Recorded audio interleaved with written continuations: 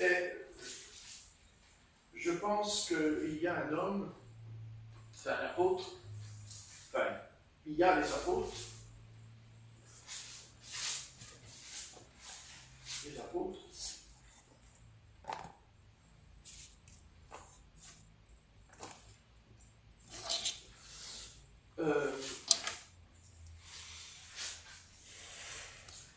nous savons que l'apôtre Paul était un homme qui quand même était très sévère quand il prêchait la parole. Bien sûr, il était rempli d'amour, mais vous savez, les apôtres qui étaient encore restés sur la terre à l'époque, comme l'apôtre Jacques, Jude et tout ça, l'apôtre Pierre, enfin bref, Jean, l'apôtre Jean et tout. Au départ, on sent que ces apôtres avaient, c'est vrai, beaucoup d'amour pour le salut des païens. Ils étaient conscients que le Seigneur avait ouvert une grande porte qui était fermée pour les païens. Car seuls les Juifs avaient accès au salut. Bien sûr, à l'époque, en pratiquant la loi de Moïse. La loi. Mais à l'époque, c'était autorisé. Mais il faut faire attention qu'ils étaient sauvés parce qu'ils dormaient dans le Sheol, ils dormaient en paix. Ils dormaient. On sait qu'ils dormaient. Mais, parce que, c'est pas parce que dans l'Ancien Testament, c'est pas parce que les âmes dormaient qu'elles n'étaient pas conscientes de ce sommeil. Elles en étaient conscientes. Si elles n'avaient pas été conscientes, alors l'évangile de Luc qui nous parle justement, qui nous montre qu'il y a l'au-delà, et que cet au-delà n'est pas en haut, mais il est en bas. Mais il y a quand même deux êtres qui parlent, qui raisonnent, qui réfléchissent. Il y en a un, on sait ce qu'il dit, et c'est ce qu'il dit quand même, il dit, voilà, je suis dans un endroit où il n'y a pas d'eau, et j'ai soif. Pour cause, il dit, parce que je suis dans une flamme. Je suis dans une flamme. Alors, ne tombons pas, parce que là aussi, il faudrait un petit peu voir tout l'enseignement biblique. D'abord, il y a une chose qu'il va falloir être délivré, pour arriver à être débarrassé en nous. Nous avons hérité de ce mot même avant de connaître le Seigneur. Ce mot, on l'a entendu même quand on était petit, c'est le mot enfer, l'enfer. Mais ce mot n'est pas dans la Bible. Ce mot ne se trouve pas dans la Bible. Ce n'est pas écrit dans la Bible. Amen. Ce n'est pas vrai. Personne ne peut trouver le mot enfer dans la Bible. C'est un mot qui vient du latin. Inferno. Mais ce n'est pas dans la Bible. La Bible ne dit pas que les âmes vont en enfer. Ça, c'est pas vrai. C'est pas dans la Bible. Et si on s'est trompé, ce n'est pas une raison de rester dans cette erreur. Amen. Ça, c'est comme le baptême d'eau. Quand on a découvert que le baptême d'eau était faux, on n'a pas dit « Ah, bah oui, mais c'est faux, mais on ne va pas changer les choses, parce que vous comprenez, non. Et avec cette affaire de l'enfer, c'est la même chose. Mais ça ne veut pas dire qu'il n'y a pas un châtiment, qu'il n'y a pas une punition. Pas du tout. Quand on n'est pas né de nouveau, on ne peut pas monter. On ne peut pas, on ne monte pas. On descend vers le bas, dans le Hadès. On va dans ce lieu qui s'appelle le séjour des morts. Vous voyez, dans le texte dit le séjour des morts. Il ne dit pas le séjour des vivants, il dit le séjour des morts, dans le Hadès. Donc, dans l'Ancien Testament, les âmes descendaient dans le séjour des morts, dans le Hadès, qui était coupé en deux. C'est-à-dire, il y avait un endroit qui était un lieu de tourment, où les âmes étaient tourmentées. C'est-à-dire les méchants, surtout les méchants, bien sûr, parce qu'il faudrait voir un peu les méchants et les justes dans la Bible. Et il y avait le séjour des bienheureux. C'est-à-dire le séjour des bienheureux, c'est là où se trouvait Abraham. Mais ça ne veut pas dire qu'Abraham ne dormait pas. Parce que nous savons que dans le livre de Samuel, ou dans les rois, qu'importe, c'est écrit que Saül a demandé de faire monter Samuel. Il ne dit pas, bien sûr, il ne dit pas à la voyante de quel esprit il s'agit. Mais en tout cas, Samuel apparaît. Samuel se présente devant Saül. Et bien sûr, Samuel est mort, il n'est plus sur la terre. Et Samuel dira quand même, il dit, pourquoi tu m'as réveillé? Amen. C'est ce qu'il dit, n'est-ce pas? Oui. Hein, il dit, pourquoi tu m'as réveillé? Pourquoi tu es venu troubler mon sommeil? C'est-à-dire que Samuel dormait dans la paix. Il dormait dans la paix.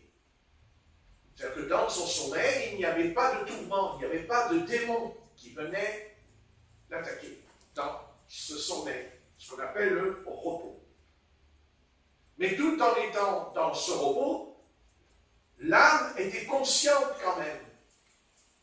Vous voyez? Elle savait. C'est pas comme nous, on dort, puis c'est fini.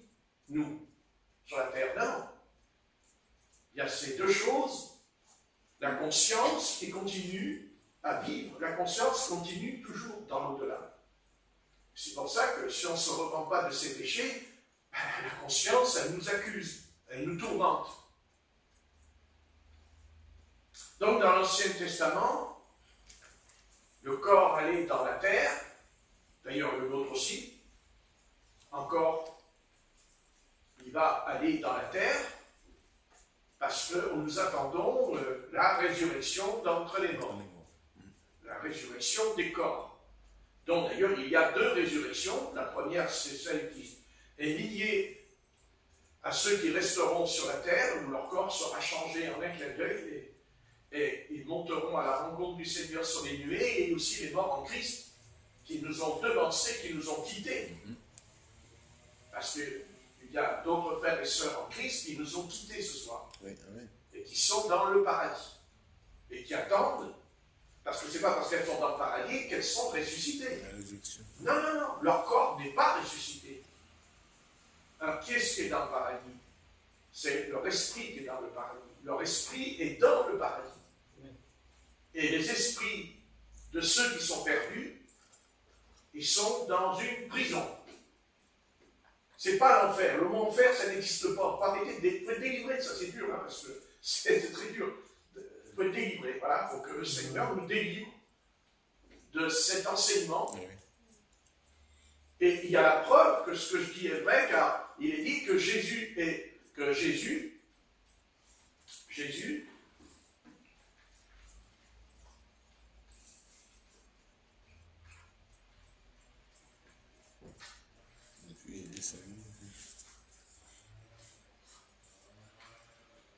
voilà. On va lire dans 1 Pierre, chapitre 3 et verset 19. 1 Pierre, chapitre 3 et verset 19.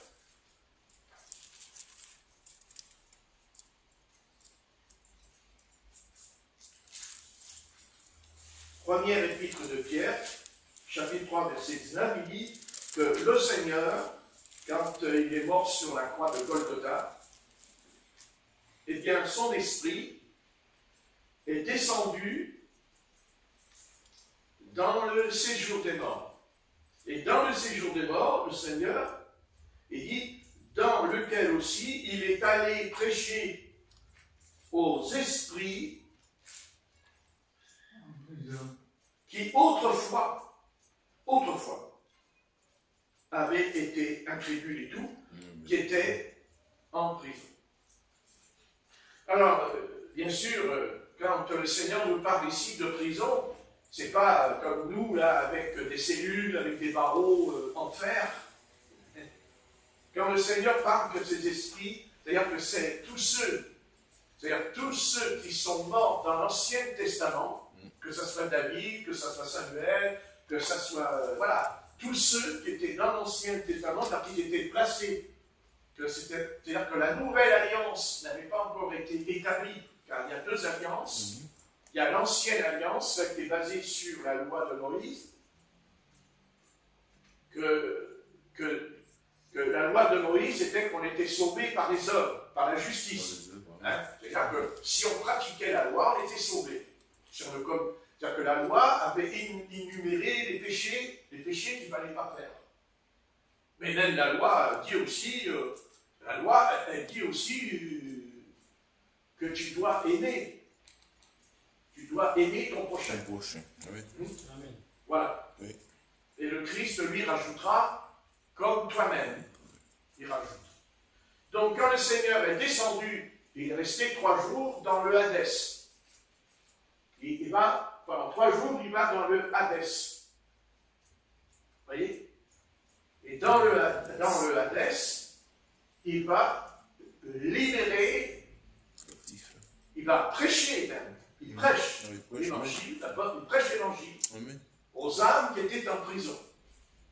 Mais il dit aux esprits, il n'a pas dit aux âmes. Il n'y a pas marqué l'âme. Il est dit l'esprit de Galilée, les esprits qui étaient en prison. Aux esprits, oui. Voilà, les esprits qui étaient en prison. C'est-à-dire que Dieu nous a créés avec un corps, une âme et un esprit.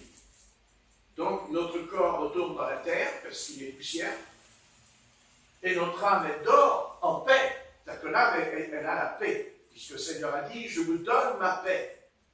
La paix, elle dort en paix. Notre âme, quand elle dort, elle n'est pas tourmentée. Oui. Samuel, il n'était pas tourmenté, il dormait dans la paix. Vous voyez? Et il n'avait pas perdu même son vêtement, puisqu'il avait toujours le même vêtement qu'il avait sur la terre. Il le dit, il qu'à dire qu'il avait le même vêtement. Mais il n'était pas sauvé. Non, il n'était pas sauvé encore. Il fallait qu'il rencontre Jésus de Nazareth. Il fallait qu'il le rencontre. Parce qu'il était dans une prison. Pas dans une prison avec des barreaux, mais il était en prison parce que la loi de Moïse ne nous libère pas du péché. La loi de Moïse ne nous libère pas de la chair. Moïse était charnel. Amen. David a été charnel, il est tombé dans l'adultère. Moïse est tombé en frappant le rocher. C'est la colère. Donc, vous voyez, il fallait que Jésus-Christ soit crucifié. Crucifié. Il fallait que la parole, le verbe, soit crucifié. La chair. D'ailleurs, le Seigneur le dit dans le jardin de Gethsémane, et il le dit. Hein, il dit, l'esprit est bien disposé, mais la chair est faible. D'ailleurs, il l'a répété surtout quand Jésus a dit cette phrase. Quand il dit, vous dormez. En fait, c'est à l'apôtre Pierre qui lui a parlé dans le jardin de Gethsémane. C'est à l'apôtre Pierre qui lui parlera de ça. Quand il dit, l'esprit est bien disposé, il lui rappelle ce qu'il lui a dit. Tu me renieras 3 fois. Et lui, il a dit, jamais. Vous voyez? Et le Seigneur lui prie. Il lui a dit, prie. Mais il n'a pas prié. Et il va tomber. Mais le Seigneur lui répond, j'ai prié pour toi, pour que ta foi ne défaille point. Il a fallu la prière aussi. Pour pas qu'ils sont comme Judas. Car le Seigneur n'a pas dit, je prie pour Judas. Il a dit, je prie que pour Simon, parce que c'était mon bien-aimé. Voilà. C'est important, ça. Vous voyez? Donc le Seigneur est descendu en prison, et la prison c'est quoi? Eh bien, c'est que quand on meurt, si on n'est pas converti à Jésus-Christ, si on n'a pas accepté Jésus-Christ, pas seulement comme sauveur, mais aussi comme maître, comme un maître, car n'oubliez pas que quand on dit chrétien, c'est pas, Jésus n'a jamais dit qu'on est chrétien. Jésus-Christ n'a jamais dit, l'apôtre Paul, quand il enseigne, il ne dit pas chrétien. Il dit racheter, les racheter, ou les croyants. Mais pas, le mot chrétien n'est pas dans la bouche de l'apôtre Pierre, ni dans la bouche de l'apôtre Paul, jamais.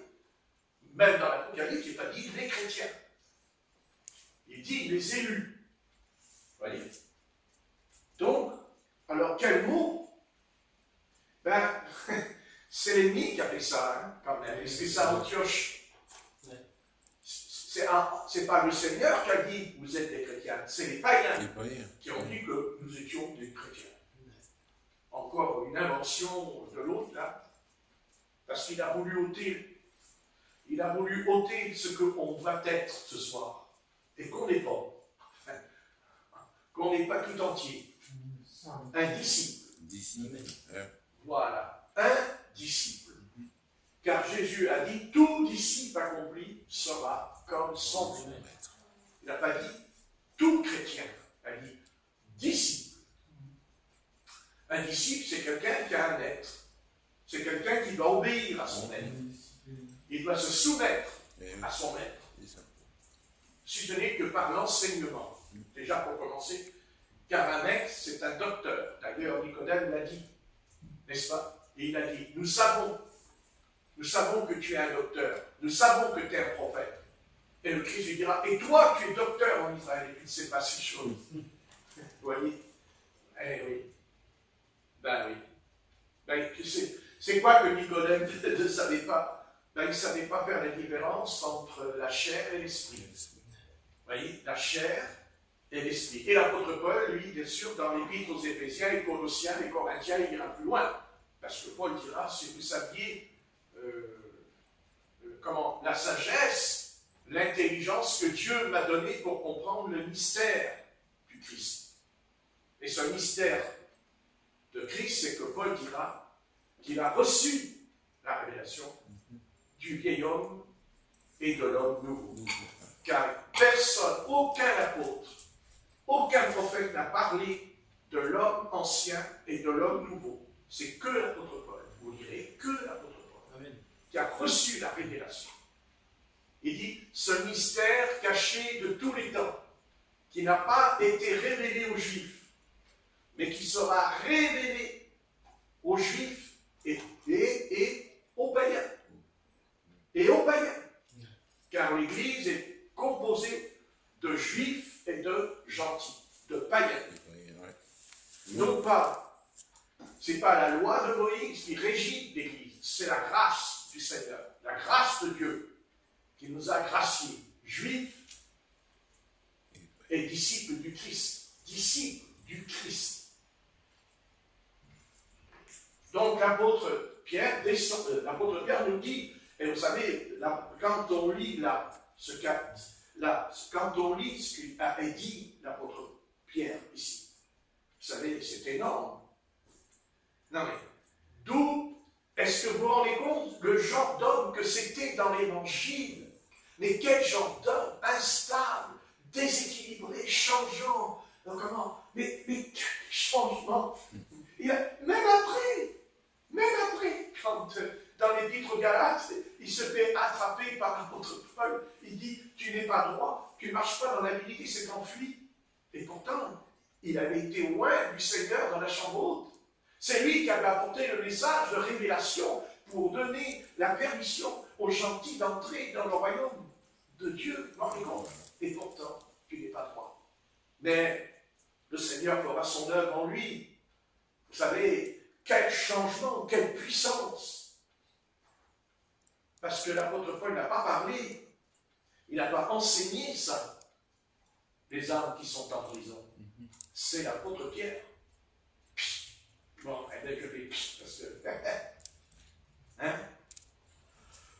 Oh, bon, ça nous encourage. Amen. Mais oui, parce que si le Seigneur a pu faire une telle chose en lui, combien il va le faire en nous? Et il le fait même en nous. Amen.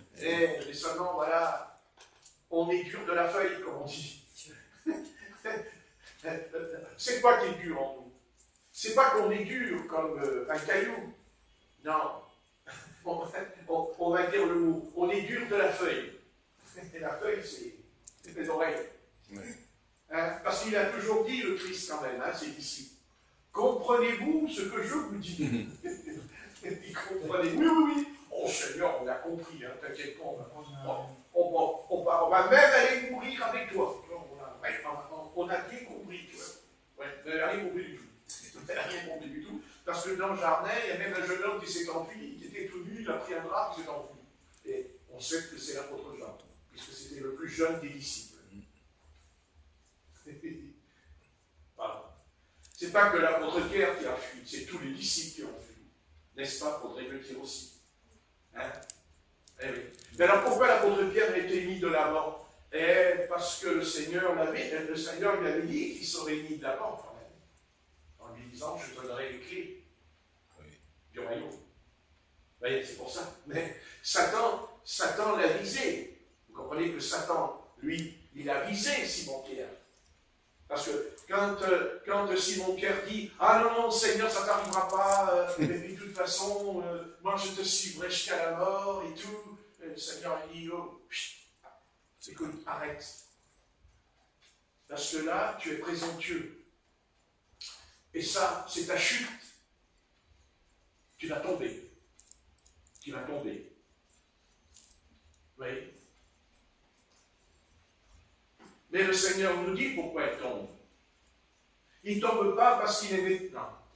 Mais non, il n'est pas tombé parce qu'il n'aimait pas le Seigneur. Il n'est pas tombé comme Judas. Il est tombé parce qu'il était sûr de lui. C'est-à-dire, c'était la chair en lui. Et ça, ce n'était pas possible. Parce qu'il est écrit que rien de charnel n'entrera dans le royaume. C'est sûr, rien. Et il fallait mettre un terme en lui quelque chose. C'est-à-dire que Satan s'est servi de sa nature. Satan s'est servi de son tempérament. Satan s'est servi de son caractère. Parce que derrière ça, l'apôtre Pierre, lui, ne sait pas, les disciples, ils ne savent pas que derrière tout ça, il y a Satan. Car c'est ce que dit Jésus. Il dit, Satan vous a réclamé. Satan t'a réclamé pour te cribler comme du froment. Donc c'est Satan qui était dans les coulisses. C'est Satan qui était là, dans le couloir et qui avait pris les choses en main sur Simon-Pierre pour le détruire. Eh oui. Voyez l'enjeu. L'enjeu, c'est quoi? C'est que l'apôtre Pierre a été tenté. C'est Satan qui a tenté Simon-Pierre devant le Christ en disant « Tu ne mourras pas ». D'ailleurs, le Seigneur lui dira « Arrière de moi, Satan, tu n'as que des paroles humaines. » Vous voyez, là. Mais eux, ils n'ont rien lu, là. Satan, ils n'ont rien lu, je n'ai pas compris. Là. Parce que très souvent, quand le maître parlait, il ne comprenait pas ce qu'il disait. C'est pas vrai, il ne comprenait pas. Non, ils ne comprenaient pas. Ils interprétaient ce qu'il disait. Mais ils ne comprenaient pas ce qu'il disait. Ils ne pouvaient pas. Ils ne comprenaient pas, parce que c'est sur le chemin d'Emmaüs qu'on comprend qu'ils ne pouvaient pas. Puisque le Christ, dans Luc, nous explique qu'il leur ouvrit l'esprit et l'intelligence, et ils comprirent. Ils comprirent quoi? La parole, l'écriture. Vous voyez? Et pas leur interprétation. Et c'est pour ça que toutes les dénominations religieuses qui sont sur la terre dans notre âge, elles pensent qu'elles possèdent la vérité. Elles possèdent une demi-vérité. Oui, mais pas la vérité. Parce que la vérité, c'est par révélation. C'est par une révélation que la vérité se manifeste en nous. Et d'ailleurs, c'est seule la vérité qui peut nous affranchir. Amen. Il n'y a rien qui peut nous affranchir que la vérité. Jésus l'a dit. Il a raison. La vérité nous affranchira. Et quand le Seigneur descend en prison, qu'est-ce qu'il fait? Il va affranchir, justement. Il affranchit. Il affranchit les Juifs qui étaient dans le séjour des morts. Il va affranchir Israël dans le séjour des morts. Et c'est pour ça qu'ils sortiront. Et ils sortiront parce qu'ils vont ressusciter. Pas tous. Pas tous. Mais il y en a qui sortent du tombeau parce qu'ils étaient en prison. Parce que la tombe, c'est une prison. La tombe, on est dans une prison. Non pas dans une prison, parce qu'on nous a mis dans un trou avec de la terre sur la tête, mais c'est dans l'au-delà qu'on est en prison. Parce que notre esprit continue à vivre. Notre esprit, lui, il vit toujours. Mais il est prisonnier. En tout cas, il est prisonnier pour ceux qui ne sont pas sauvés. Pourquoi? Parce que quand ils meurent, comme ils n'ont pas été affranchis, c'est-à-dire de leur passion, de leur vice du péché, alors ils sont prisonniers. Prisonniers de leur péché, prisonniers du péché. Parce que le péché, c'est un acte qui nous enchaîne et qui nous rend esclaves. Et Paul dira, nous étions esclaves du vieil homme, esclaves du péché. Le vieil homme est un esclave. Le nouvel homme, il n'est pas un esclave. C'est pas vrai. Le nouvel homme, il est libre, il est parfait, parce qu'il n'y a pas de péché. Parce qu'il est né de nouveau. Il est né de Dieu. Et l'autre, il est né, c'est la chair, c'est charnel, c'est Satan dans le jardin d'Éden. C'est Satan qui fait que l'homme va être charnel. Et je sais que je me répète, mais je ne peux pas faire autrement. Parce que c'est la vérité pure de la Bible. Ce n'est pas un acte d'animal. C'est là les animaux qui faisaient ça. Et Dieu n'a jamais dit, Dieu n'a pas créé Adam comme un animal, mais en tant que fils. Puisqu'il était sans péché, Adam. Parce qu'il n'y a pas que Jésus qui était sans péché. Adam a été sans péché pendant un temps. Et elle aussi.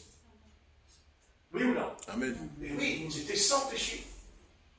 Oui. Et Satan les fait tomber dans le péché. Et si vous voulez, bien sûr, il y a les attributs du péché, tels que le mensonge, l'orgueil, la fornication, la débauche. Ça, c'est les attributs. Mais le péché, c'est quoi? Le péché, c'était quoi? Ben, c'était simplement qu'il fallait que la race humaine ne soit plus à l'origine la race de Dieu. Et pour cela, Satan s'est servi. Il s'est servi là. C'est normal, il l'était lui-même, puisqu'il dit que Satan était un animal le plus rusé des champs. Mais un animal, dit la Bible. Un animal. Donc, il a transmis en tant qu'animal ce péché qui est devenu une tentation, est tenté comme aujourd'hui. Aujourd'hui, c'est une terrible tentation, le sexe. Attendez, je veux dire, ça dure depuis des siècles et des siècles, cette histoire. N'est-ce pas d'abord? Et pourquoi alors il y a autant d'adultères? Pourquoi alors? Pourquoi il y a tant de fornication? Et pourquoi aussi, pourquoi les hommes couchent ensemble? Pourquoi les femmes couchent ensemble? D'où vient ce gène? N'est-ce pas? Et nous pensons que quand deux hommes couchent ensemble, nous pensons qu'ils sont tombés dans le sens que parce qu'ils se sont rencontrés, ils avaient envie. Non, ils étaient déjà homosexuels dans le ventre de leur mère. Ils l'étaient. Parce qu'ils avaient cet esprit en eux. Et bien sûr, on va aller plus loin. Parce qu'ils étaient possédés, parce qu'ils sont possédés par un démon. Tout simplement. Par un démon. Parce qu'il y a des démons masculins et il y a aussi des démons féminins, tels que Jézabel. La reine Jézabel. Parce que c'est féminin, Jézabel. Et pourtant, elle est démoniaque. C'est un démon féminin, Jézabel. Jézabel, ce n'est pas un démon masculin. Masculin, c'est Akab, un homme. Vous voyez? Donc, vous imaginez un homosexuel, quand il meurt, il croit qu'il ne sera plus homosexuel dans l'au-delà. Non. Il sera homosexuel. Il restera homosexuel. C'est-à-dire que son esprit est en prison dans le sens qu'il voudra le faire, mais il ne pourra pas le faire. Parce qu'il n'a plus de corps. Il n'a plus de corps pour le faire. Mais son esprit, lui, il a toujours envie. Parce que justement, il est esclave. Il n'est pas libre. Seul Christ nous libère. Amen. Seul Christ brise. C'est-à-dire crucifie le vieil homme, l'ancienne nature. L'ancienne nature, c'est là qu'il faut étudier, aller loin, sans tomber dans l'extrême, mais arriver à comprendre, mais aussi accepter ce qui ne pourrait pas être acceptable pour beaucoup dans le domaine spirituel, dans le christianisme, qui n'est pas... Le christianisme n'accepte pas cette réalité, que le péché originel, le péché de l'origine du péché, c'est ça, c'est ça. C'est un homme et une femme qui vont coucher ensemble. Et même aujourd'hui, il y en a qui couchent avec des animaux. Oui. Alors, vous voyez que je n'invente rien. Zoophile. Puisqu'il y a... Attendez, pourquoi des femmes couchent avec un chien, font l'amour avec un chien? Avec un cheval même. Et il y en a des preuves en main, il y a des photos même. Vous voyez? Il y a toutes les preuves aujourd'hui. Arrêtons toujours de se voiler la réalité qui nous dérange. D'abord, pourquoi ça dérange? Mais parce que la vérité dérange. La vérité ne fait jamais plaisir. La vérité, il y a un proverbe qui dit « la vérité n'est pas bonne à dire ». C'est ça qui est difficile à accepter. Oui. Mais seulement, plus on avance vers la fin, et plus on constate que ce péché est ce péché devient ce péché, c'est quelque chose qui est banalisé. Car c'est ça le péché qui est grave aujourd'hui. C'est banalisé, ce n'est rien. C'est autorisé, on est d'accord. Au contraire. Au contraire, si on ne le fait pas, c'est qu'on n'est pas normal. Vous n'êtes pas non, on n'est pas normaux, mes bien-aimés. On est détraqués, on est à l'envers, on n'a rien compris. On n'a rien compris à la création. Rien. Mais ça c'est l'ancienne création. Et cette création-là, c'est Satan qui en est l'auteur. C'est Satan en Éden. Et personne d'autre. C'est pas Adam et Ève, c'est Satan. Comme avec Job, c'est Satan. Comme avec Pierre, c'est Satan. On ne le voit pas parce qu'il agit dans les coulisses. Vous savez ce que c'est les coulisses? C'est comme au théâtre, vous savez. C'est caché, c'est fourbe. Vous voyez? Mais c'est lui. C'est lui. Écoutez, si Satan, on aurait dit, attendez, on aurait pu écrire Satan, un homme intelligent, dans la Genèse, au chapitre 3. Non, il dit un animal, vous direz. Un animal. Comment voulez-vous que la tentation ne soit pas autre chose? Comment est-ce possible que ce n'est pas autre chose? Attendez. Ils auraient mangé un fruit qui est pendu à l'arbre et puis Dieu aurait envoyé l'humanité dans... Mais non. Oui, ils ont mangé un fruit. Mais parce que justement, c'est un fruit défendu. Parce que c'est défendu. Et d'ailleurs, c'est pour ça que c'est défendu dans les 10 commandements. Et c'est souligné dans les 10 commandements. Et plus tard, les apôtres prendront une lettre au chapitre 13 des Actes, en expliquant de s'abstenir, acte 13, acte 15, de s'abstenir du sang des animaux et de la fornication. La débauche, n'est-ce pas, au sujet de la circoncision. Il y a une dispute. Vous voyez ce que je veux dire?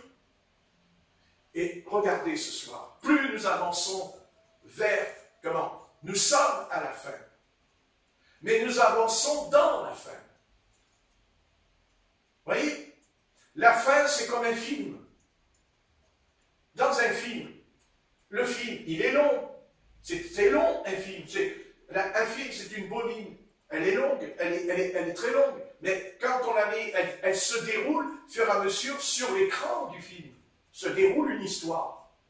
Et bien sûr. Et là, nous voyons le film de l'histoire de l'humanité. Dieu nous montre ce qui s'est passé au commencement ce soir parce que nous avons le résultat, c'est-à-dire nous avons le fruit de l'arbre, de la connaissance du bien et du mal. Et ça, nous l'avons, nous, à un niveau que jamais les autres générations n'ont jamais connu. Jamais connu. Tel que la technologie, la science que nous possédons est énorme. À tel point que dans l'espace, il y a des satellites partout. Il y a une poubelle là-haut. Une poubelle. Parce qu'ils en ont fait une poubelle. Parce que ça, les satellites, c'est comme nous, ça dit, et ça tombe par terre. Mais alors le jour où ils vont tomber, il y en a combien qui vont tomber sur la figure un jour? Ah oui, mais on n'y pense pas à ça. Oui. Oui. Et puis d'ailleurs, s'ils arrivent à être suspendus là-haut, il faudrait mieux se poser une question, pourquoi ils ne tombent pas aussi? Mais tombe pas. Parce que c'est Dieu. Oui. Et tout simplement Dieu. Il aurait qu'un mot à dire et ça tombe par terre tout seul. Ça gicle dans tous les sens là-haut. Oui, tout à fait. Voilà. Mais Dieu, lui, il ne veut pas qu'il tombe parce qu'il veut amener les hommes à ce qu'ils se bousillent entre eux. Et bien les amener non pas qu'ils se bousillent seulement sur la terre, mais même là-haut. Même là-haut. Ils se battent. Oui. Et parce que ce qui sont en bas, ils le sauront là-haut. Tout simplement. Parce que Satan est dans l'air. Parce que Satan est dans l'atmosphère, avec tous les démons de l'enfer. Vous voyez, avec ses dieux, avec tous les démons. Avec tous les démons. Parce qu'il y en a un paquet. Hein. Alors le Seigneur est descendu, et c'est bien ce qu'il a fait. Il est descendu. Il a fait sortir des âmes. Voilà. Et c'est pas fini. Non. Mais il nous a fait sortir. Il nous a fait sortir ce soir. Nous sommes sortis. Amen. Ben oui. Oui, mais il faut qu'on le comprenne. Il nous a fait sortir. On est toujours pécheurs, mais on n'est plus esclaves du péché. Ah non. Ben non, si on est esclave, c'est qu'on va y aller, on va y retourner. On va retourner ce qu'on était au début, au départ. Non, on ne peut pas retourner, puisqu'on est sorti de cette prison. Mais il y a une autre prison aussi, un autre tombeau aussi sur la terre. Ça c'est un sacré tombeau, ça.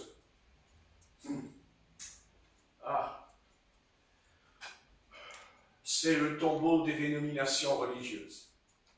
Si on pouvait comprendre. Si on pouvait comprendre combien d'âmes, enfin des esprits sont dans le tombeau de dénominations religieuses.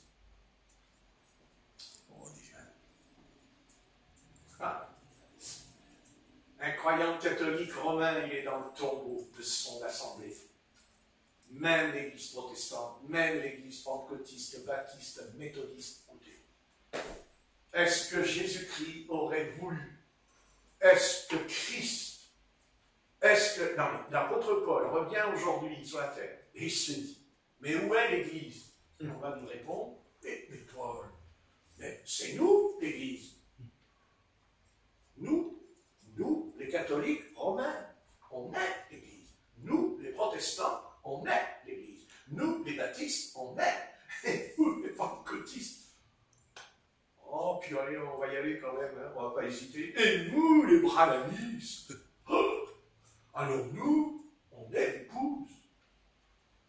Les autres, c'est pas l'épouse. C'est l'église. C'est pas l'épouse. Et c'est reparti. Mais le Christ, lui, considère l'Église pour Christ. C'est ça le mystère que Paul a reçu dans la révélation. C'est que l'Église, c'est le nouvel homme. Rien d'autre. Le nouvel homme. Né de nouveau.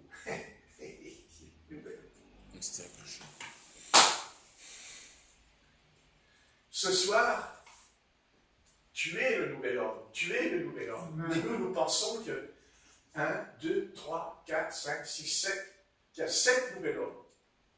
Il y en a une aussi, elle n'est pas là, elle est dans le téléphone. Amen. Mais en réalité, c'est pas ça.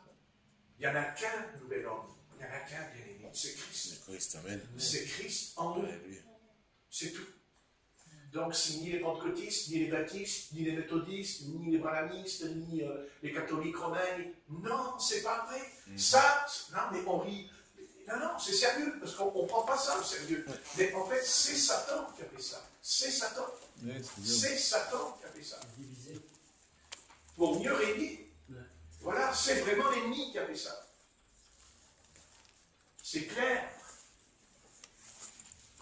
Et pourquoi il a fait ça? Parce qu'il s'est emparé. À chaque fois il s'est emparé du réveil.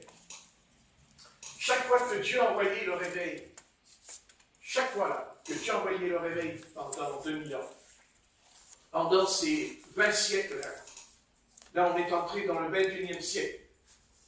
Dieu a produit des réveils. Puisque, après la mort des apôtres, l'Église, elle tombe, elle sombre dans les ténèbres. Elle tombe dans les ténèbres. Mais le Seigneur enverra le réveil. Et à chaque réveil, Dieu va envoyer une partie de la vérité de la parole. En commençant par les protestants. Par les protestants qui ont reçu par la réforme de sortir. Car n'oubliez pas qu'à chaque réveil, le peuple de Dieu va sortir, ou ceux qui ne sont pas entrés. Ils sortent. Ils sortent. C'est ce que dit l'apôtre Paul dans les Corinthiens. Sors du milieu de Babylone. Sors du milieu d'elle. C'est-à-dire de quoi? De Babylone. Babylone, c'est quoi? C'est la confusion, la porte de la confusion. Et toutes les dénominations n'apportent que de la confusion, parce que chacune d'elles ne dit pas toutes, mais une partie. Chacun apporte une partie de lumière, mais pas la lumière tout entière de Christ. Vous comprenez? Amen. Vous comprenez? Ce n'est que l'épouse, à la fin, l'épouse, à la fin, elle recevra toute la puissance et la révélation de Jésus-Christ, comme la première église primitive. Ils avaient tous les ministères, il y avait les 5 ministères, les miracles, tout. C'est Satan qui rentre dans l'église, dans l'Apocalypse. Regardez l'Apocalypse, les 7 églises dans l'Asie mineure. J'ai quelque chose contre toi, j'ai quelque chose contre toi, j'ai quelque chose contre toi. Mais ce n'est que dans la 7e église, ce qu'on appelle dans le 7e âge de l'église de l'histoire, qu'il est dit, tu dis que tu vois, mais tu es aveugle. Vous voyez, tu dis que tu vois, mais tu ne vois pas, justement. Vous voyez, c'est ça. Tu dis beaucoup de choses. C'est-à-dire que chacune d'elles disent, et en fait, quand le Seigneur a envoyé une portion de sa parole au travers des protestants, les protestants, ils sortent et Dieu envoie une portion après de sa parole dans les méthodistes. Les méthodistes, c'est quoi? C'est quand le Seigneur a envoyé John Wesley, qui était un grand messager qui a reçu la puissance de la révélation, que sans la sanctification, personne ne verra le Seigneur. Et, vous voyez, Luther, lui, il apporte le message qui a été complètement... L'Église catholique romaine a dérobé le message de la vérité qui est la repentance. C'est-à-dire sauvé par la repentance, non par les œuvres. Et pendant des siècles, les gens croyaient qu'on était sauvé que par les œuvres au Moyen-Âge. Il fallait faire plein d'œuvres pour être sauvé. Mais l'apôtre Paul ne dit pas ça. Il dit, mon juste vivra par la foi, sera sauvé par la foi. Et Luther a été choisi par le Seigneur parce que Dieu lui a envoyé la lumière, pas toute, mais il a envoyé une portion de l'Esprit sur lui et qui a révélé. Mais ça ne suffit pas. Luther est mort, l'Église elle est devenue une organisation, les protestants sont devenus une nouvelle dénomination. Vous voyez, comme l'Église catholique romaine. Mais sauf que la lumière était plus forte, plus importante. Mais ça ne suffit pas. Il ne s'agit pas seulement de croire, il ne s'agit pas seulement de recevoir la grâce de Dieu pour être pardonné du péché. Il fallait aussi la sainteté, la sanctification. Et Dieu enverra John Wesley. Il enverra cet homme de Dieu qui est un prédicateur anglican. Dieu l'a même envoyé en Amérique, il a prêché la parole à tous les Indiens en Amérique. John Wesley. Aux Indiens à l'époque. C'était dans les années 1700. Vous voyez? Mais ça ne suffit pas. Plus tard, John Wesley, eh bien, il s'en va. Dieu, il reprend John Wesley, il va aller rejoindre Martin Luther. Il part dans l'au-delà, il va rejoindre Jean Calvin et tout. Mais après Dieu, qu'est-ce qu'il fait? Eh bien, il va envoyer la puissance, il va envoyer un homme qui va prêcher le baptême par immersion. Et ça deviendra une organisation qu'on appelle les baptistes. Les baptistes, le baptême. Et il y a l'église baptiste encore aujourd'hui. Elle existe, l'église méthodiste, elle existe encore aujourd'hui. L'église protestante aussi. Vous voyez ce que je veux dire? Et donc, ils ont commencé à baptiser par immersion. Avant, ils baptisaient, même les protestants, ils ne baptisaient pas par immersion. Ils versaient de l'eau sur la tête. Les protestants, ils baptisent, même aujourd'hui, ils le font encore, ils baptisent les enfants, les protestants. Ben oui. Eh oui, le pasteur baptise les enfants, protestants. Vous voyez? Mais ça ne suffit pas. Il fallait, après le baptême, dans le Saint-Esprit. Alors Dieu, qu'est-ce qu'il fait? Eh bien, au début du XXe siècle, c'est-à-dire au début où l'humanité va rentrer dans ce qu'on appelle ce soir l'âge moderne, la technologie, les trains, les avions, les chevaux vont disparaître, les charrettes vont disparaître dans les rues. Oui, jusqu'à aujourd'hui, avec la voiture électrique. Ouais. Ah si. Eh oui, la voiture électrique. C'est le drone, le machin. Vous comprenez ce que je veux dire? Mais aussi, Satan fait aussi son œuvre à côté, Oui. avec les missiles, les avions de combat, les canons, les tanks. Vous voyez ce que je veux dire? Vous voyez, Satan fait son truc avec le monde, fait son petit truc avec le monde. Mais il s'occupe aussi du monde religieux, aussi. Et Dieu, lui aussi, s'en occupe du monde religieux. Alors, il a envoyé la Pentecôte, le pentecôtisme, le mouvement de Pentecôte, c'est-à-dire les mouvements dits de l'Esprit Saint, il y a des manifestations du Saint-Esprit. Dans la Pentecôte, on a retrouvé cette vérité que quand le Saint-Esprit descendait dans les réunions, dans le livre des Actes, il dit qu'il parlait en langue et il prophétisait. Donc aujourd'hui, il y a les dons spirituels, il y a des assemblées de Dieu qui a des frères et des sœurs qui ont ce don-là. Moi, j'ai vécu dedans, je sais ce que je raconte. Mais ça ne suffit pas. Eh non. Il fallait rétablir quelque chose d'important. Quelque chose qui vient en dernier. Eh oui, je sais. Parce que c'est ce qui a été détruit en premier, d'ailleurs. Là, le baptême d'eau. Le baptême d'eau. Parce que Satan a toujours attaqué le baptême d'eau. Toujours. Il l'a enlevé. Il dit, prenez le baptême, mais pas par immersion. Baptisez les bébés. Mais dans le livre des Actes, il n'y a pas un seul baptême de bébé. Dans le livre des Actes, il n'y a pas de marraine non plus. Des marraines.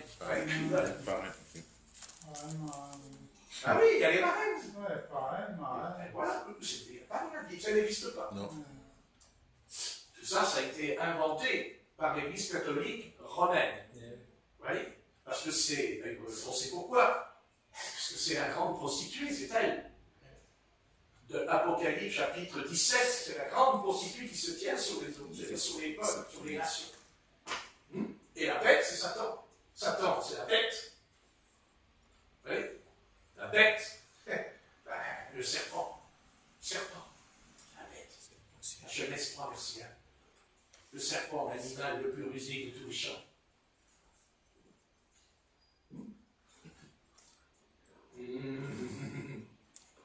C'est comme notre président. Il nous a dit, la bête est là, la bête arrive. La bête arrive. Ouais, on peut espérer que c'est pour lui. La bête. Mais bon, il n'est peut-être pas la bête.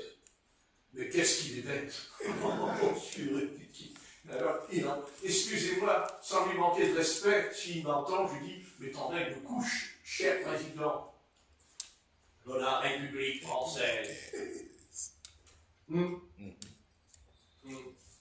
Si tu n'étais pas bête, tu nous enlèverais les impôts. Voilà, tu serais un peu intelligent. Mais bon. Parce que Jésus a dit que quand on paye les impôts, il a dit qu'il faut les payer. Mais il a dit que ceux qui faisaient ça, c'était des tyrans, des nations. Vous n'avez pas lu ça? Des tyrans. Donc on voit tout ça qui s'est mis en place. J'aimerais qu'on lise dans 1 Pierre, chapitre 4, verset 6. 1 Pierre, chapitre 4, verset 6.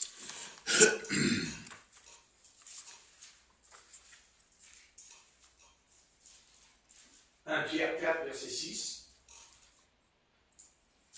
Car l'évangile fut aussi annoncé aux morts, afin qu'après avoir été jugés comme des hommes dans la chair, ils vivent selon Dieu par l'Esprit. Vous voyez, le Seigneur est descendu pour sauver les morts. C'est-à-dire les esprits qui étaient en prison.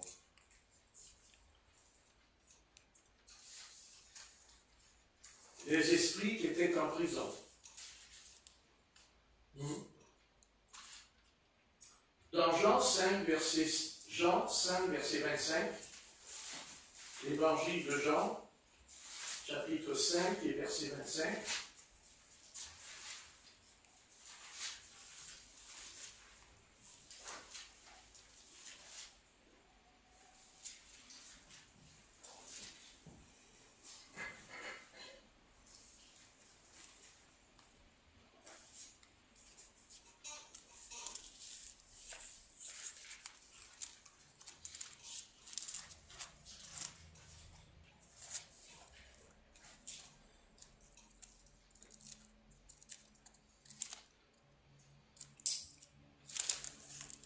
Alors, quelqu'un veut le lire? En vérité, je vous le dis, l'heure vient, et elle est déjà venue, où les morts entendront la voix du Fils de Dieu, et ceux qui l'auront entendu vivront. Voilà. Amen. Vous voyez? Ils entendront la voix du Fils de Dieu. Quelle voix puissante! Quelle voix puissante! Pour que les morts puissent ressusciter. Parce que il faut que cette voix soit puissante. N'est-ce pas? Oui. Oui. D'ailleurs, vous savez que au sujet de l'enlèvement, il nous est parlé justement d'une voix puissante. Hein, il dit au cri du commandement. Oui. Le cri, ça veut dire quoi? Quand on crie, c'est une voix puissante. Oui. Hein, quand le Seigneur a dit à Lazare de sortir du tombeau, il cria d'une voix forte. Et même le Seigneur, quand il meurt sur la croix, il dit, il cria d'une voix forte et les morts se ressuscitent, vous direz, quand il a crié. Vous voyez? Mais je vais arrêter parce que c'est l'heure, maintenant ça fait tard, mais il faut faire une chose. Je voudrais quand même préciser une chose. Vous savez, quand on parle de l'enlèvement, il faut arriver à comprendre qu'il dit qu'au cri du commandement, il dit où l'archange sonnera de la trompette. On est quand même en face d'un événement qui me semble être la guerre. Il semblerait que ça parte de la guerre. Un cri de commandement, c'est la guerre. La trompette. C'est la guerre. Oui. Donc il semblerait que cet enlèvement aura lieu quand même parce que Dieu ne nous dit pas quand ou comment. Mais pourquoi les phrases situent quand même à 2 reprises cette histoire quand même, on dirait que c'est une armée, que c'est un problème d'armée. Et je crois que Satan est en train de rassembler son armée. Il y a quelque chose qui se met en place.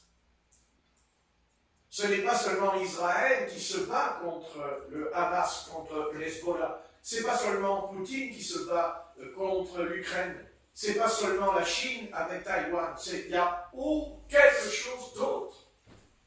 Un peu comme l'apôtre Pierre. Dans les coulisses, Satan était derrière l'apôtre Pierre. Satan manipule l'apôtre Pierre pour que Jésus-Christ n'aille pas mourir sur la croix de Golgotha. Nous, on voit l'apôtre Pierre dans le sens de ses mots, de son comportement devant Jésus. Mais, non, le Seigneur dit Satan. Il dit Satan t'a réclamé. Et dans un autre passage, il dit Satan vous a réclamé, au pluriel. Vous voyez? Mais j'ai prié pour toi. Et il dit Jésus, j'ai prié pour vous. Vous voyez? Comme il prie pour nous ce soir. Amen. Parce qu'il prie pour nous. Bon, et c'est certain qu'il prie pour nous. Amen. Parce que l'Épître aux Hébreux nous dit que le Seigneur continue à exercer son ministère de souverain sacrificateur dans l'au-delà. Pour nous. Eh oui, ne croyez pas que l'on est sauvé comme ça en claquant des doigts. Non. savez, on est sauvé d'abord, je vais vous dire. On est sauvé d'abord parce qu'on a été prédestiné. Sans la prédestination. Sans la prédestination. Si vous n'êtes pas prédestiné, écoutez, si nous ne sommes pas prédestinés ce soir, on retournera dans le monde. Vous dites non, non, non, non, j'y retournerai pas. L'apôtre Pierre aussi l'a dit non, non. J'y retournerai pas. Mais c'est pas comme ça que ça se passe. C'est pas comme ça que ça fonctionne. Tout se passe dans... Vous voyez, il faut arriver à saisir que tout se passe dans l'au-delà. Vous n'avez qu'à lire le livre de Job, chapitre 1, chapitre 2, quand Satan rentre dans l'assemblée des fils de Dieu. Même il était dit, regardez, même dans Job, au chapitre 2, il y a des choses qui m'ont étonné quand je l'ai lu tout à l'heure. Je n'avais pas fait attention d'ailleurs. Dans Job chapitre 2, il y a quelque chose qui m'a étonné quand même de la part de Satan. C'est dans Job, chapitre 2, verset 7. Et ça, c'est quand même très étonnant, ce qui est écrit. Et ça, c'est quand même quelque chose qui devrait nous faire réfléchir au sujet de Satan. Et bien sûr du Seigneur, tous les deux. Job, chapitre 2, et verset 7. Satan se retira de devant la face de l'Éternel. Ça vous dit pas quelque chose, ce passage? Est-ce qu'il n'y a pas quelque chose qui vous interpelle là? Se retira de devant la face. Qu'est-ce que l'Éternel dit à Moïse? Qu'est-ce que l'Éternel dit à Moïse? Tu ne peux pas voir ma face. Tu ne verras que mon dos. Et comment ça se fait que Satan, lui, il voit la face de l'Éternel? C'est pas moi qui l'invente. C'est écrit là, dans la Bible. Vous voyez? Il y a beaucoup de choses que nous ignorons dans ce qui se passe dans l'au-delà, derrière le rideau du temps qui s'appelle d'ailleurs un voile. Un voile. Il y a un voile. Oui. Eh bien, prions comme il l'a dit dans le jardin, comme le Seigneur l'a dit sans cesse, priez sans cesse. N'est-ce pas? Oui, oui. Prions prions et tâchons de dire au Seigneur, garde-moi dans l'humilité, garde-moi dans l'humilité, garde-moi humble. Amen.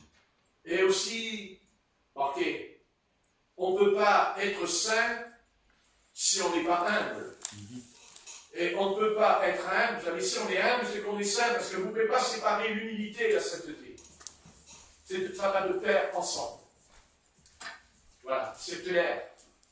Quand à un moment donné on est orgueilleux, c'est qu'il y a un coin en nous qui n'est pas propre, qui n'a pas été, sanctifié en nous. C'est obligé. C'est obligé. Quand on n'arrive pas à s'abaisser, à reconnaître qu'on a tort, et qu'on reste sur sa position, c'est que Une minute. Tu t'en vas comme à toute vitesse sans réfléchir. Tu n'as pas un parapluie. Tu peux être au Et oui, tu peux. Tu vas être trempé. Tu vas être trempé. Ça, c'est la tête. Tu vas être trempé. Et après, peut-être attraper plein la roche. Allez, merci beaucoup.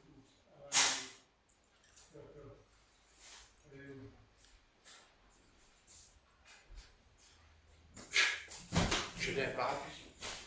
Je l'ai mon parapluie, il n'y a pas de parapluie, il va être trempé. Ce Georges.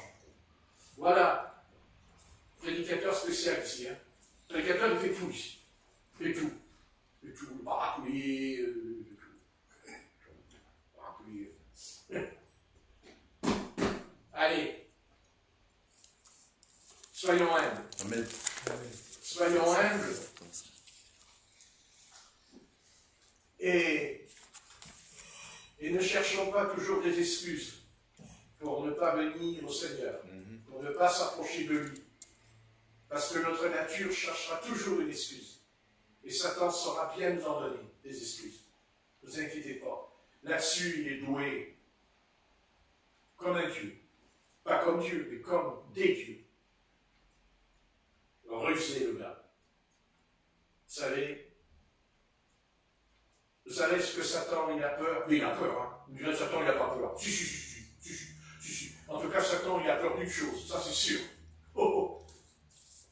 Il a peur du rassemblement de l'Église. Il a peur que l'épouse se rassemble, Satan.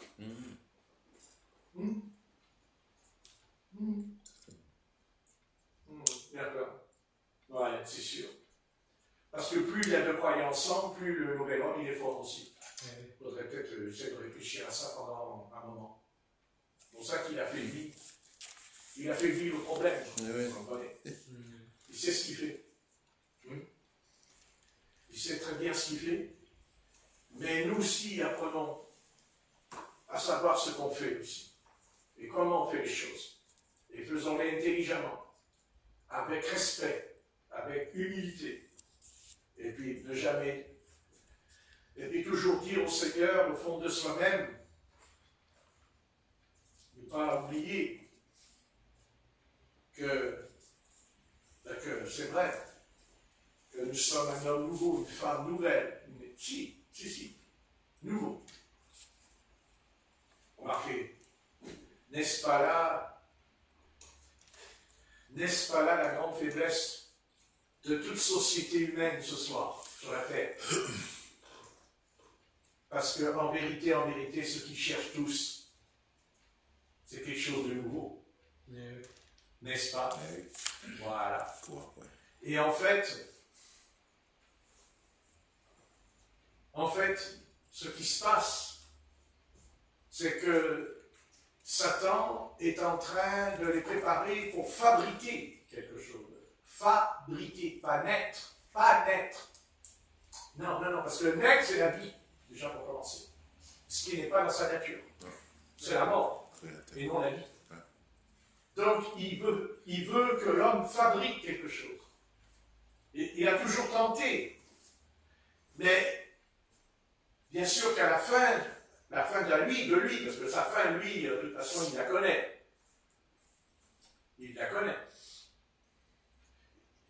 Il sait que le châtiment va venir sur lui.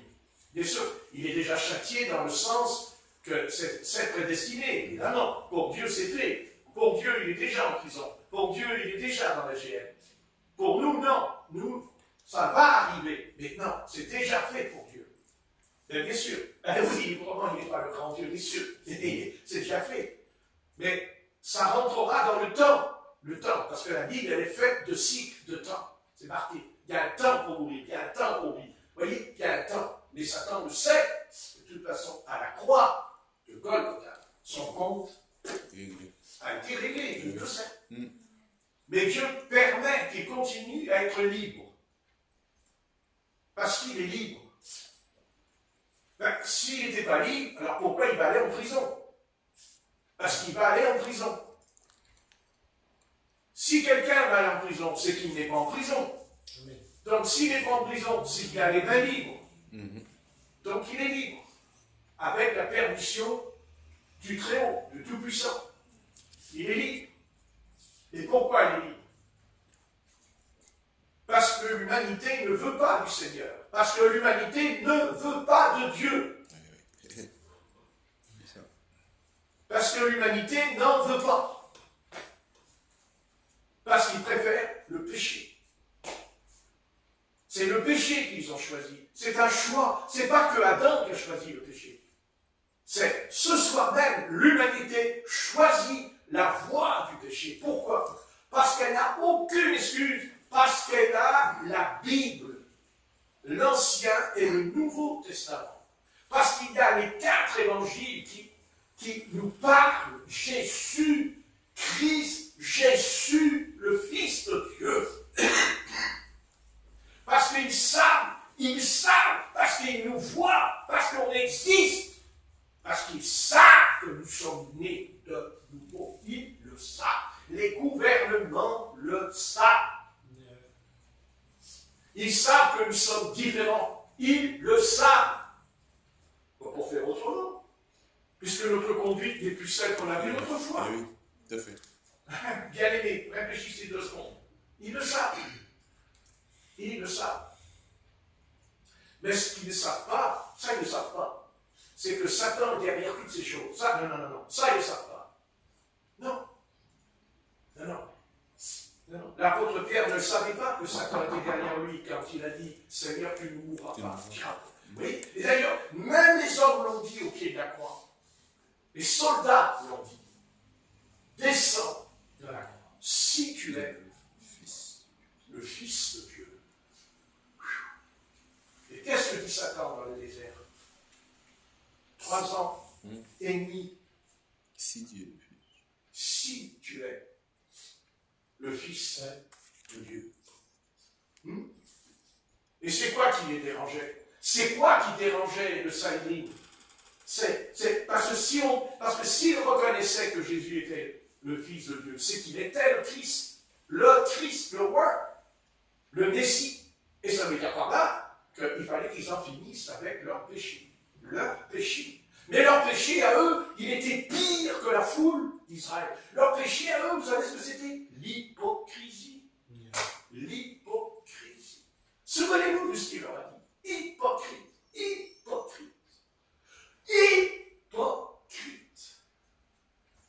Vous avez l'apparence de la piété, mais vous en reniez ce qu'a fait la force. Vous dites, il ne faut pas faire ceci, il ne faut pas faire cela, mais le savez, et ça, c'est pas moi qui vous l'a dit, c'est pas mon Père qui vous a dit ça. Il dit, ce sont des commandements d'homme. C'est vous qui faites ça. Pour mettre du poids, pour mettre des fardeaux sur les âmes. Alors que lui, le Seigneur, il est venu justement pour nous délivrer du péché, qui est un fardeau, qui pèse. Le péché, c'est un menteur. Le péché, c'est un accusateur. Il accuse le péché. Le péché dit, vas-y, le péché, c'est bon. Mais quand tu as terminé, il te condamne. Il te condamne jusqu'au suicide, jusqu'à te suicider. Satan, il est tellement pour le suicide qu'aujourd'hui, il veut absolument que la loi soit votée pour qu'on ait le droit de tuer son père et sa mère à l'hôpital. Alors que c'est impossible. Pourquoi? Pourquoi?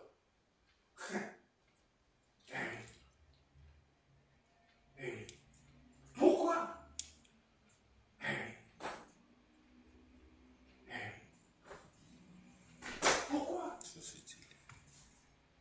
Et parce il veut que les âmes soient perdues.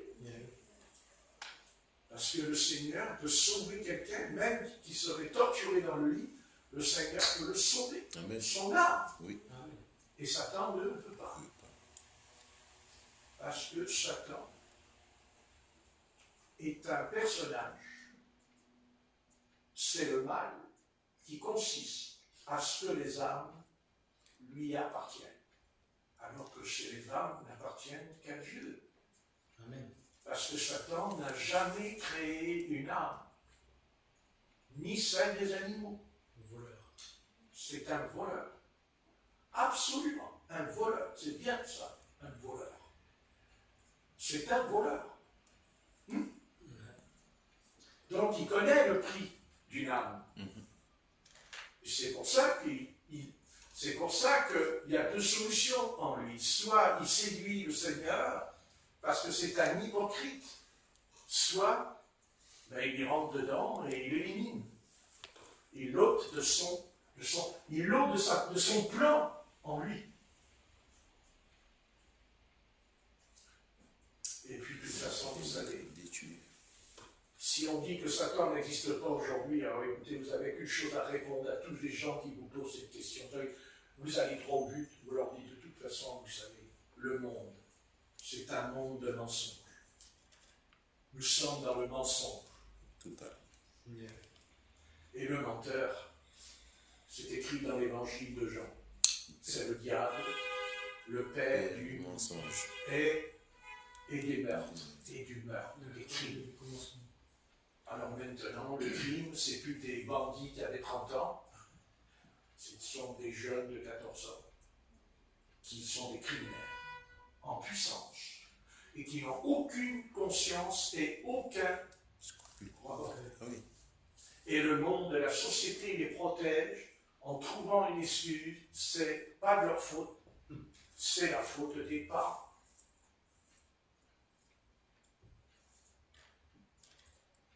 Les parents. C'est les parents. C'est une maladie psychique. Moi, je réponds, mais qu'est-ce qu'Adam a dit à l'Éternel? C'est pas moi. C'est ma femme.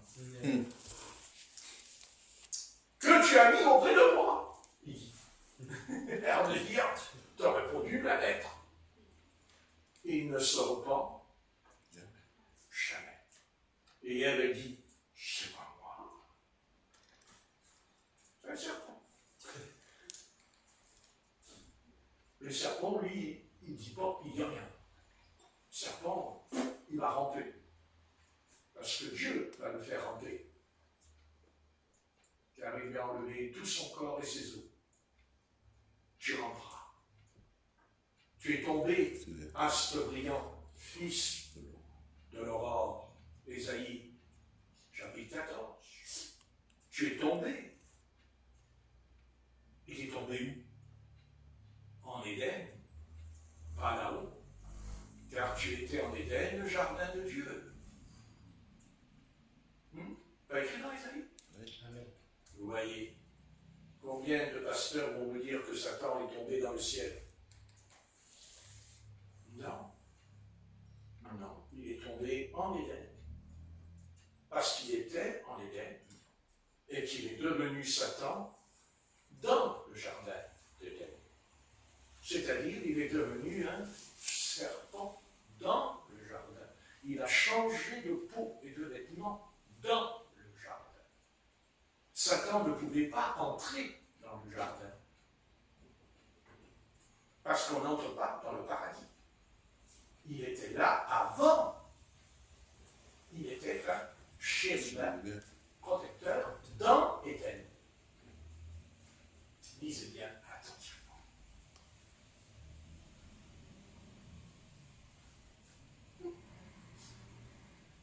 Et Satan, ce n'est pas un imbécile.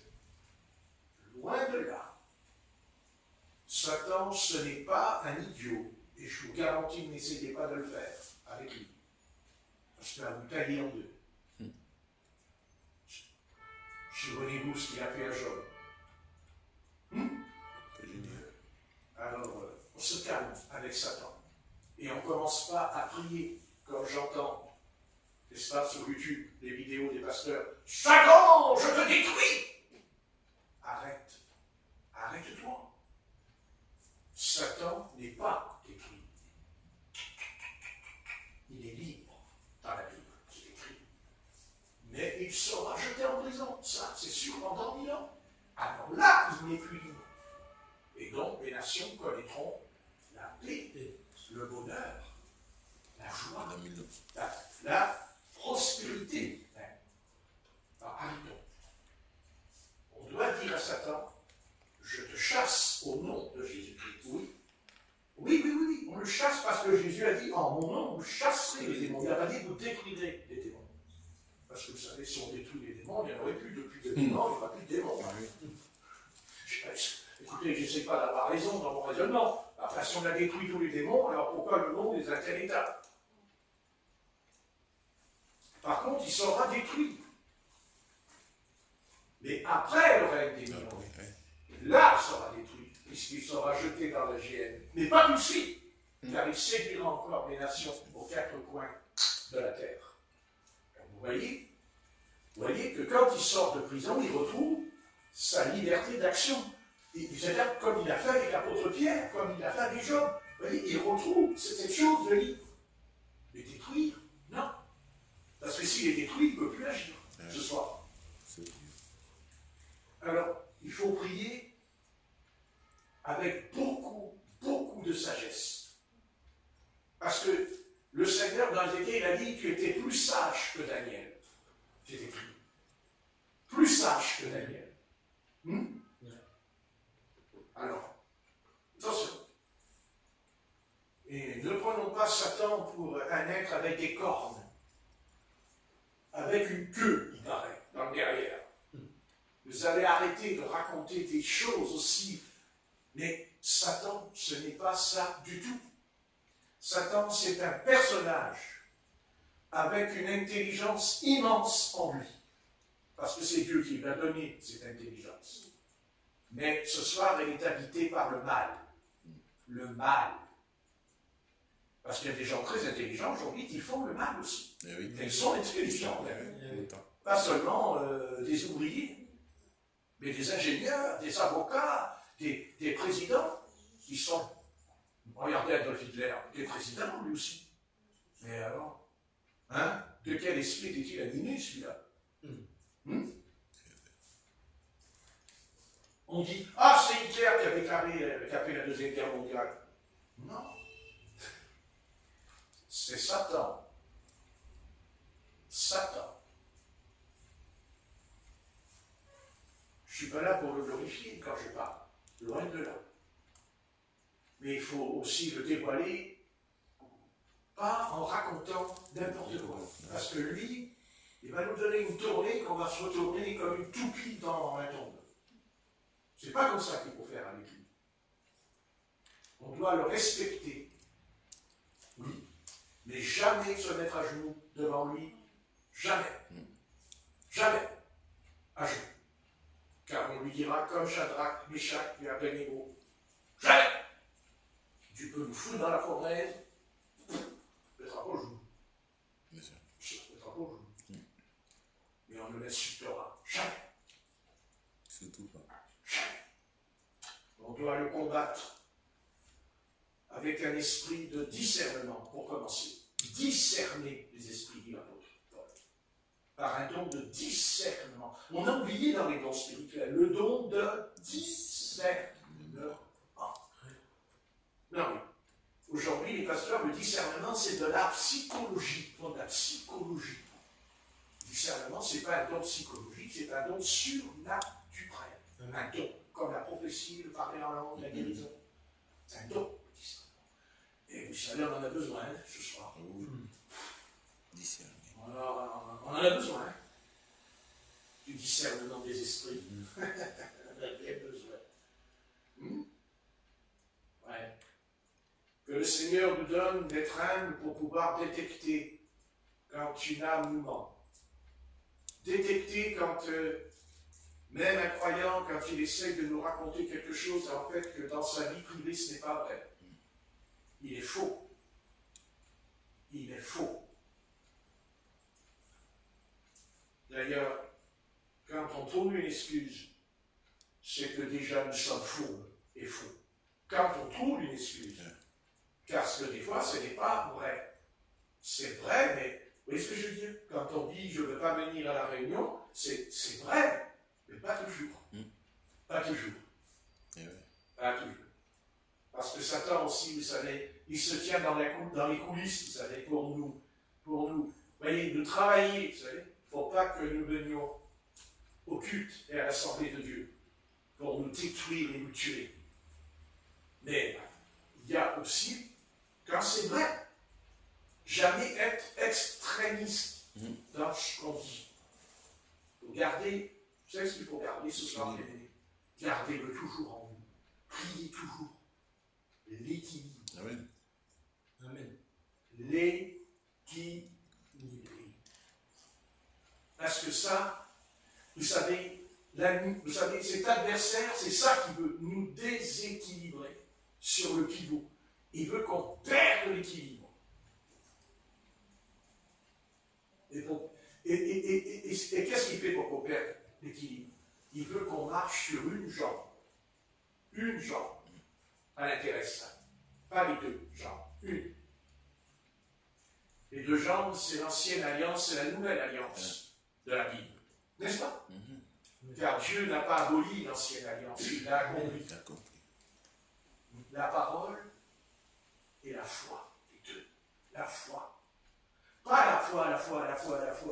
Et je ne prends pas la parole. Je ne prends pas que la parole et je ne prends pas la foi.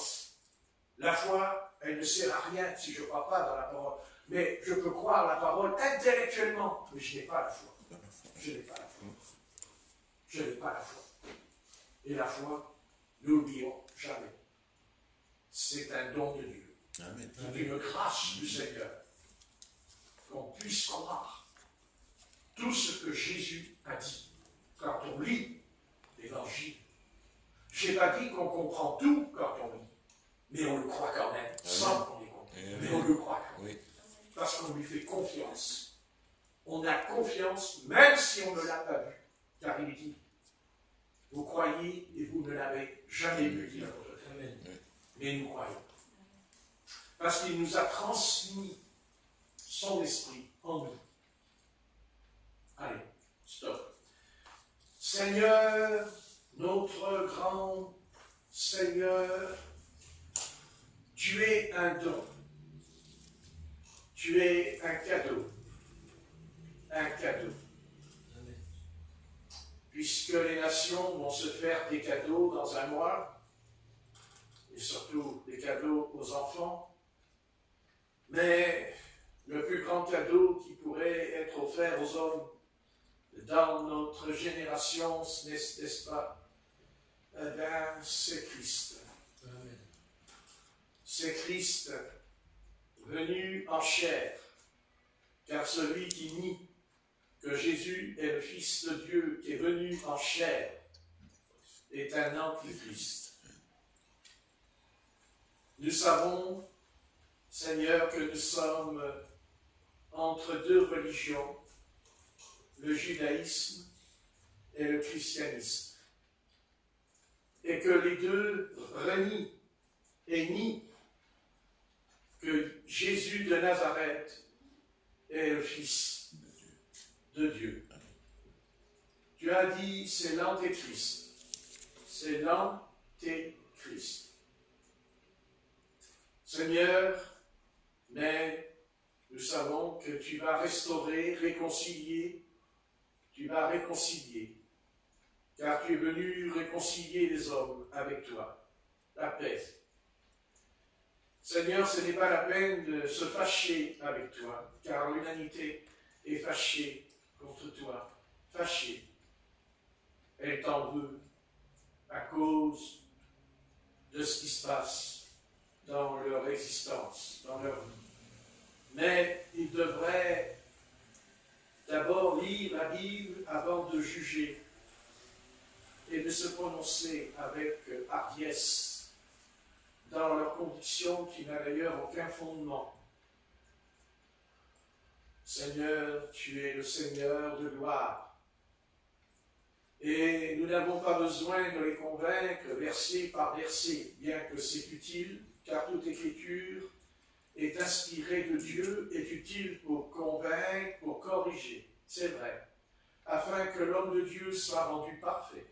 C'est vrai.